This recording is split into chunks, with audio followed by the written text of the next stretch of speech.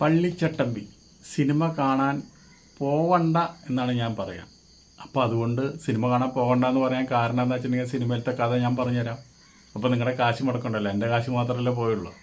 പള്ളിച്ചട്ടമ്പി പണ്ട് EMSൻ്റെ കാലത്താണ് ഈ കഥ തുടങ്ങുന്നത്. ആദ്യത്തെ കമ്മ്യൂണിസ്റ്റ് ഗവൺമെൻറ് നിലവിൽ വന്ന കാലം. ആ കാലഘട്ടത്തിൽ സിനിമ തുടങ്ങി കഴിഞ്ഞാൽ പിന്നെ അവിടെ കണ്ടമാനം ആൾക്കാർ ജൂനിയർ ആർട്ടിസ്റ്റുകളായിട്ട് വേണം. അവർക്കൊക്കെ തല ക്രോപ്പ് ചെയ്ത്, അതുപോലെ തന്നെ കുറേ വെള്ള മുണ്ടും, അതുപോലെ തന്നെ കുറേ വെള്ള ഷർട്ടും. അന്നത്തെ കാലത്ത് കഴുത്തില്ലാത്ത കുറേ വെള്ള ഷർട്ടുകളുണ്ട്, അതിട്ടിട്ട് കുറേ ജൂനിയർ ആർട്ടിസ്റ്റുകൾ.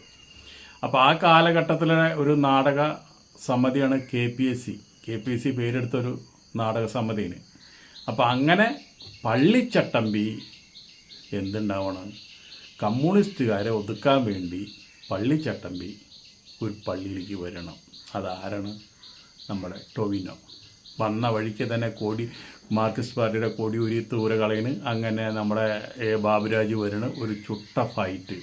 ഈ ഫൈറ്റിൻ്റെ ഇടയിൽ കുറേ കട്ട് സീനുകൾ കാണിക്കുന്നുണ്ട്. പണ്ടെന്നോ ടൊവിനോ ഇടികൂടിയുള്ള കുറച്ച് നമ്മുടെ കുറച്ച് ആധുനിക കലകളൊക്കെ വെച്ച് കുറേ മുഖത്ത് കുറേ വരച്ചുണ്ടാക്കിയിട്ടുള്ള ഒരു ഈ കൂതറ ഇടി. അത് കാണിക്കും, ഇവിടെ കാണിക്കും, അവിടെ കാണിക്കും, ഇവിടെ കാണിക്കും, അവിടെ കാണിക്കും. ഒരു കണ്ടിന്യൂറ്റി ഇല്ല. ഫൈറ്റ് കാണുമ്പോൾ നമുക്കൊരു കണ്ടിന്യൂറ്റി വേണ്ടേ? അതിന് കട്ട് സീൻ വേറെ വെച്ച് നോക്കുക. അപ്പോൾ അങ്ങനെ ആ ഇടി കഴിഞ്ഞതിന് ശേഷം പിന്നെ ബാബുരാജിനെ കണ്ടിട്ടില്ല. പിന്നെ അവസാനം ഇവിടെ ഇടി നടക്കുന്നുണ്ടെന്ന് അറിഞ്ഞിട്ട് മൂപ്പര് എവിടെ നിന്നോ ചാടി പിടിച്ച് ഓടി വന്നതാണ്. അത് കഴിഞ്ഞ് പിന്നെ പള്ളിച്ചട്ടമ്പിയായിട്ട് വന്നു. നമ്മുടെ പള്ളിച്ചട്ടമ്പിയായിട്ട് പേര് മാറ്റിയിട്ടാണ് മൂപ്പര് വരുന്നത്. സഖാവ് കൃഷ്ണപിള്ളയുടെ പേരാണ് മൂപ്പര് ഇട്ടോക്കണത്.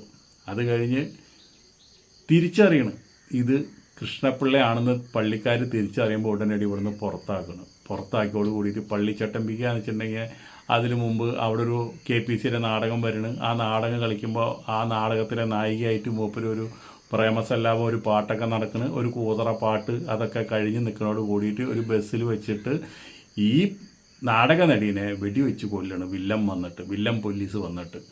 അങ്ങനെ ആ നാടക നടി അതോടുകൂടിയിട്ട് കഥ കഴിഞ്ഞു.